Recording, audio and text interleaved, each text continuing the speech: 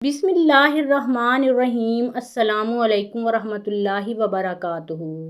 واقعہ کربلا کے درد بھرے سانحے میں ہمیں ایک دن کا ذکر بھی ملتا ہے۔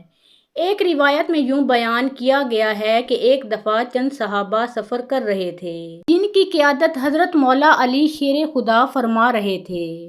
راستے میں قافلہ ایک ویران جگہ پر پڑاؤ کرتا ہے تو پاس ہی موجود ایک کنویں سے صحابہ کرام رضی اللہ تعالی عنہم پانی نکالنے کے لیے برتن پھینک دیتے ہیں، لیکن جیسے ہی برتن نیچے جاتا ہے تو اس کی رسی کٹ جاتی ہے۔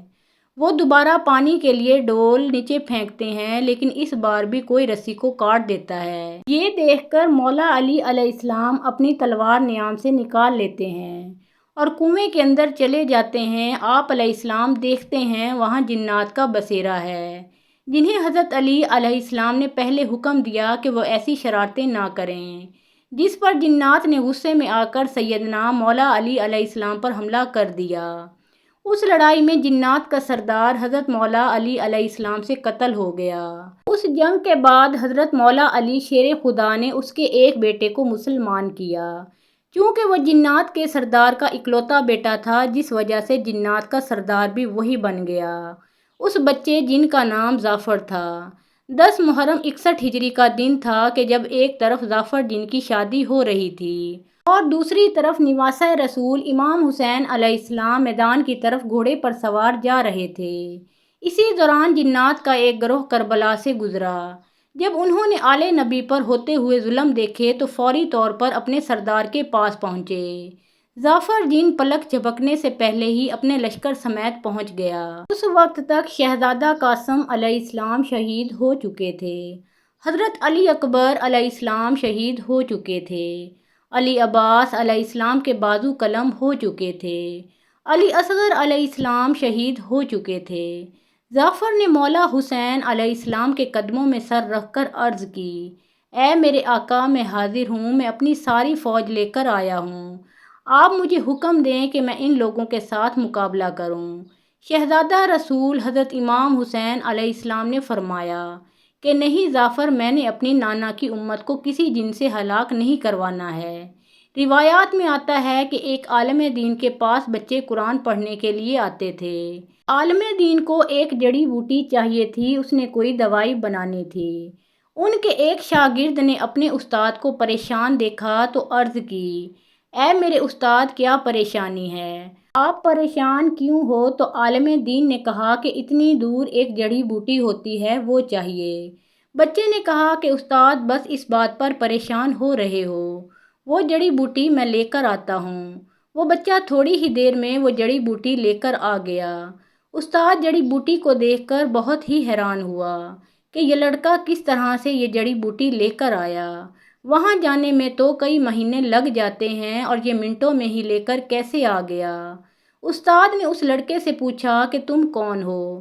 تو شاگرد نے جواب دیا کہ میرے دادا نے مجھے قرآن کی تعلیم حاصل کرنے کے لیے یہاں بھیجا ہے، میں جنات میں سے ہوں۔ تو استاد نے کہا کہ تیرا نام کیا ہے؟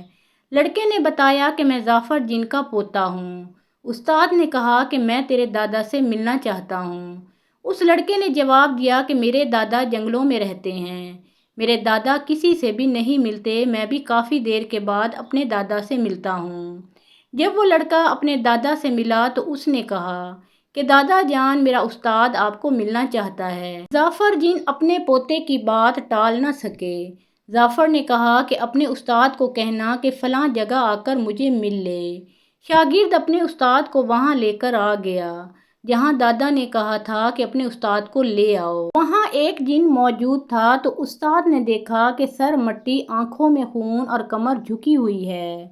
تو استاد نے پوچھا کہ جعفر، مجھے مولا حسین علیہ السلام کے بارے میں بتاؤ اور یہ بھی بتاؤ کہ علی اکبر علیہ السلام کس طرح سے شہید ہوئے، علی اصغر علیہ السلام کو کس نے شہید کیا، مولا حسین رضی اللہ تعالی عنہ کے ساتھ کیا کیا ظلم و ستم ہوتے رہے، تم نے تو سب کچھ اپنی آنکھوں کے سامنے ہوتے ہوئے دیکھا ہے۔ جعفر جن نے بتایا کہ سیدنا حسین علیہ السلام کو یزیدی فوج نے گرایا ہوا تھا، جسم زخموں سے چور تھا، میدان کربلا کی تپتی ہوئی مٹی پر پڑے ہیں۔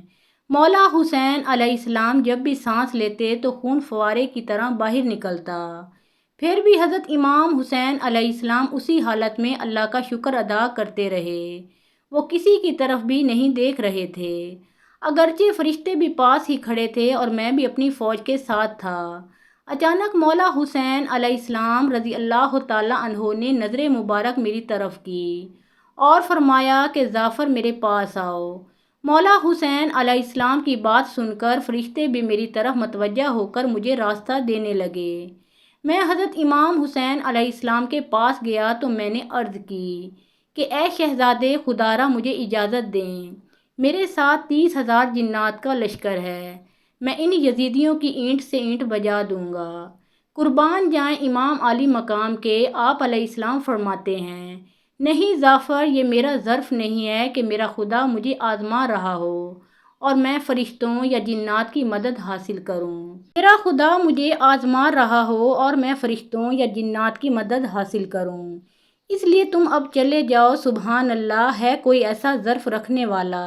ہے کوئی ان جیسا جگر رکھنے والا؟